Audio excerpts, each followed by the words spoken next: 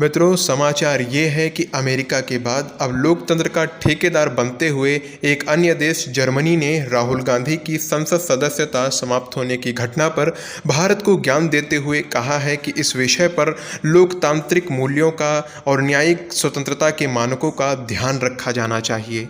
Germany द्वारा कही गई बातों पर अत्यधिक प्रसन्न होकर भारत के मुख्य विपक्षी दल कांग्रेस के नेता दिग्विजय सिंह ने उसे राहुल गांधी के समर्थन के लिए धन्यवाद कहा है।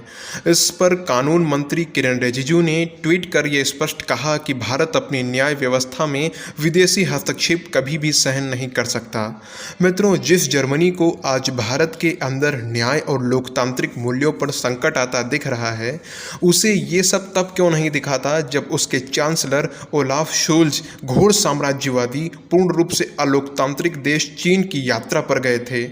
तो मैं ये पूछना चाहूँगा, क्या वहाँ आत्मदाह करते तिब्बती लोगों की और जेलों में सड़ रहे हांगकांग के नागरिकों की आवाज़ें आपके कानों तक नहीं पहुँची थीं? ओलाफ शोल्ज लज्जा आनी चाहिए थी उन्हें शी जिनपिंग से हाथ मिलाते हुए। यदि जर्मन्स के अंदर इतनी लोकतंत्र की आग भरी हुई है तो दिखाया होता साहस और ख़त्म कर दिए होते चीन से अपने सारे संबंध, जब तक कि वहाँ लोकतंत्र स्थापित न हो जाता। उसी तरह जिस यूक्रेन का समर्थन आप कर रहे हैं, जिसे हथियार और टैंक सप्लाई कर रहे हैं, वहाँ लोकतंत्र की क्या स्थिति है एक बार देख लीजिए, लेकिन उस विषय पर आपके मुख से एक शब्द नहीं निकलता है। ये वास्तविकता है आपके लोकतंत्र की ठेकेदारी की। मित्रों, अमेरिका हो या जर्मनी, इन सब के द्वारा भारत के आंतरिक विषयों पर हस्तक्षेप करना बहुत ही गंभीर विषय है। भारत सरकार को इन सभी को कड़े शब्दों में चेतावनी देने की आवश्यकता है, ताकि फिर कभी ये ऐसा करने का साहस न करें। और यदि ये नहीं मानते हैं तो भारत को भी इनके आंतरिक विषयों पर टिप्पणी करना आरंभ कर देना चाहिए।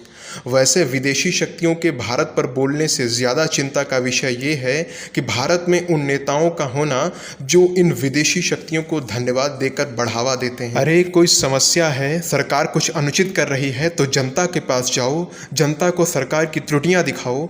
यही एक राष्ट्रभक्त विपक्ष का कार्य है, क्योंकि भारत में आज भी लोकतंत्र है। हर 5 साल के बाद जनता सभी का हिसाब करती है, देखती है कि कौन सत्ता में रहेगा या नहीं रहेगा। ऐसे में ये ऐसे विदेशी शक्तियों का, उनकी भारत विरोधी मानसिकता का समर्थन करना बिल्कुल भी उचित नहीं।